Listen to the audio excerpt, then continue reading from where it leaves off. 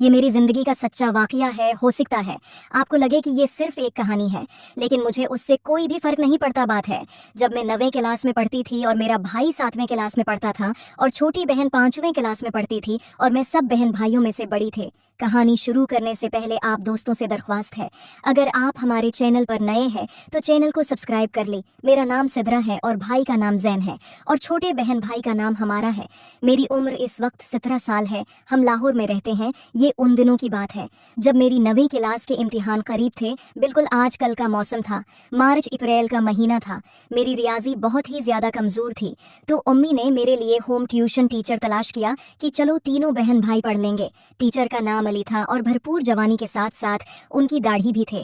علی بہت ہی زیادہ خوبصورت اور حسین و جمیل تھا۔ اس کی عمر ابھی 20 سال تھی اور شکل تو بالکل معصومانہ اور شرافت ایسے کہ کوئی بھی دھوکہ کھا سکتا تھا، تو اس کی شرافت کی وجہ سے وہ سیدھا ہمارے بیٹھک میں آ جاتے اور ادھر ہمیں پڑھاتے۔ کچھ دن امی جان نے خیال رکھا اور اس نے امی جان کا اعتبار بھی جیت لیا تھا۔ اب ہم اس پر دھیان نہ دیتی بلکہ اپنے کام میں مصروف رہتی۔ سب سے پہلے علی نے مجھے اپنا نشانہ بنایا۔ علی مجھے آپ نے بالکل ساتھ بٹھا لیتے اور بہانے سے میری کمر اور ٹانگوں پر ہاتھ پھیرتے تھے۔ علی کے ہاتھ سے پھول تھے۔ پہلے سے میرے جسم میں ایک عجیب سی لہر اٹھتی تھی، میرے جسم کے آگے بڑھ جاتی تھی۔ ایک دن میں بیٹھنے لگی تو وہ میرے نیچے ہو گئے اور مصیبت وہیں پر بیٹھ گئی۔ میں اٹھنے لگی تو سر مجھے پکڑ کے کہنے لگے کہ میں تمہارا روحانی بابا ہوں بیٹی، تو میری گود میں بیٹھ جاؤ، پریشان ہونے کی کوئی بات نہیں۔ تو میں ان کے گود میں آ کے بیٹھ گئی۔ تھوڑی دیر بعد مجھے کچھ عجیب سا محسوس ہوا، میں اٹھ گئی۔ تب سر نے فاطمہ کو بلا کے اسے بھی بٹھا لیا۔ اب امی جان کو تو سر پہ اتنا یقین ہو گیا تھا کہ امی جان تو دپٹہ بھی نہیں لیتی تھی، بس کام کرتی رہتی تھی۔ ایک دن میں نے دیکھا سر مجھے پڑھاتے پڑھاتے بار بار امی کو دیکھ رہے تھے۔ میں نے امی کی طرف دیکھا تو وہ صفائی کر رہے تھے۔ میرے پیپر ختم ہوئے اور میں پاس ہو گئی تھی۔ اب میں اگلی کلاس میں ہو گئی تھی۔ ایک دن امی اور بچے کی شادی پر گئے ہوئے تھے اور پاپا تو میرے ویسے ہی آرمی میں ہے، تو میں اکیلی تھی۔ مجھے ڈر تھا میں نے امی کو آج سر کو منع کر دیں کہ وہ نہ آئی، لیکن امی جان نہ مانے۔ البتہ سر کو فون کر کے بتا دیا کہ آج پھر اکیلی ہے، پر تو اس کا خیال رکھنا سر تو بس اسی موقع کے انتظار میں تھے۔ سر اس دن 1 گھنٹہ پہلے ہی آ گئے تھے۔ مہران اتنی سر کہتے آج جلدی فارغ ہو گیا تو میں جلدی آ گیا۔ سر کہتے سنا تمہیں غسل کا پتہ ہے، پاکی ناپاکی کا، کیونکہ تم اب بالغ ہو گئی ہو، کل کو تمہاری شادی ہو گئی، پھر تمہیں کچھ پتہ ہونا چاہیے کہ غسل کب اور کیسے اور کس وقت کرنا چاہیے۔ میرا فرض بنتا ہے تو میں اس کے بارے میں سب کچھ بتاؤ۔ میں نے کہا کہ سر مجھے تو کچھ نہیں پتا۔ سر نے کہا چلو آج تمہیں پریکٹیکل کر کے بتاتا ہوں۔ میرا ضمیر گوارا نہیں کرتا کہ میرا کوئی بھی طالب علم گمراہ ہو۔ سر کے چلو واش روم میں بتاتا ہوں، تم واش روم آ گئے، میں پریشان ہوں۔ سر کہتے بیٹی مجھے باپ سمجھو اور تمہیں ڈرنے کی کوئی ضرورت نہیں ہے، میں کوئی غیر نہیں ہوں۔ اب میں جیسا تمہیں کہتا ہوں تم ویسے ہی کرنا، اگر تم میرا کہنا نہیں مانو گی تو میں تمہیں غسل کا طریقہ نہیں پتا، چلے آس لیے میں جو کہتا ہوں تم ویسے ہی کرنا۔ غسل کے دوران تمہارے کپڑے گیلے ہو جائیں گے تو تم اپنے کپڑے فور۔ اب سر لگتا لگاتار مجھے بری نظر سے دیکھ رہے تھے۔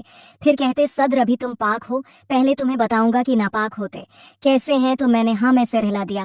میں سر کے سامنے بالکل کھڑی تھی۔ سر نے کہا یہ منا پر کرو، صبر تمہیں بتاؤں۔ میں نے منا دوسری طرف کیا اور سر نے مجھے پکڑ لیا اور کہا دیکھو ذرا تم ابھی بھی پاک ہو اور نماز پڑھ سکتی ہوں۔ پھر سر نے کہا کہ اب میں کچھ ایسا کروں گا جس سے تم ناپاک ہو جاؤ گی۔ اب سر اپنا کام کر رہے تھے، میرے جسم میں ایک عجیب سی لہر دوڑ رہی تھی۔ میں اور سر اپنے کام میں مصروف تھے۔ پہلی بار میں نے اتنا سکون حاصل کیا تھا۔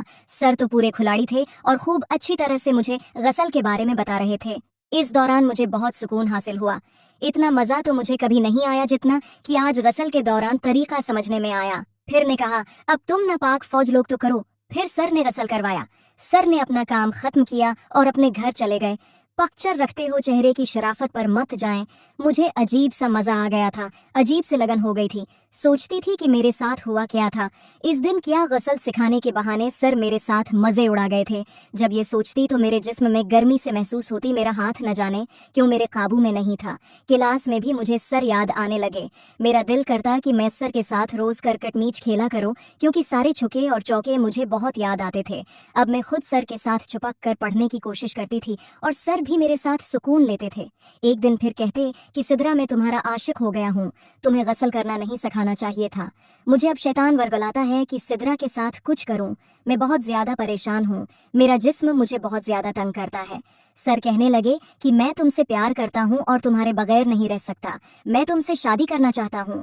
खैर शादी तो मुमकिन नहीं थी क्योंकि वो बहुत गरीब था और हम बहुत ज़्यादा अमीर थे, लेकिन मैं सिर के साथ बहुत खुश थी क्योंकि मुझे दुनिया जहाँ का सुकून मिल रहा था कुल से अपने ख्वाहिश पूरी कर लेती थी।